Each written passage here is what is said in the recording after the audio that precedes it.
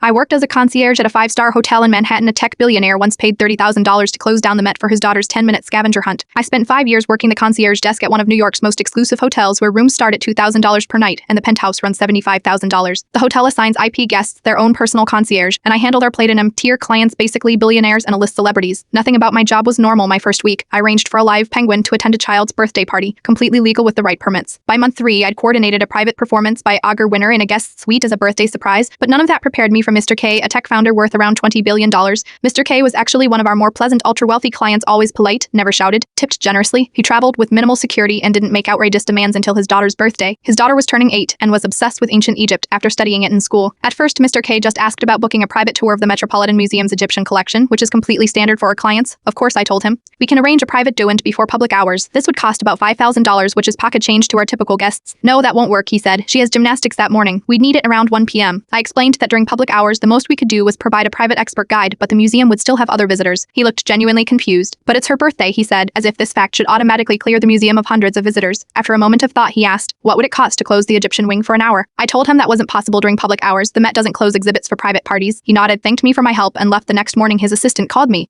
Mr. K would like to know what it would cost to close the entire museum for 30 minutes. I laughed, thinking it was a joke. It wasn't. After dozens of calls to increasingly senior museum officials, I finally reached someone who said, well, technically, if it were framed as an emergency private donation event, the price tag $30,000 per 30 minutes, with the understanding this was an exceptional circumstance that would be classified as a special donor appreciation event. When I called Mr. K's assistant with the news, she simply said, book it for 30 minutes. Mr. K says that should be sufficient. On the birthday, I accompanied them to the museum, where museum officials, clearly uncomfortable but professional, had cleared the entire building during peak hours. The museum had to refund or reschedule hundreds of visitors, and what did they do with their $30,000? Private access to one of the world's greatest art collections. A 10-minute scavenger hunt. Mr. K's assistant had hidden 5 small gifts throughout the Egyptian wing. His daughter found them all in under 10 minutes, barely glancing at the priceless artifacts surrounding her. They spent another 5 minutes taking photos, then left with 15 minutes of their purchase time unused. As we exited, Mr. K asked his daughter if she'd enjoyed her birthday surprise. It was okay, she shrugged. Can we go to FAO Schwartz now? On the way out, I overheard Mr. K tell his assistant to add another 0 to whatever donation they'd arranged with the museum. It's good to maintain relationships, he said. 3 weeks later, the Met announced a new education wing funded by an anonymous tech philanthropist. The donation was reported to be $20 million.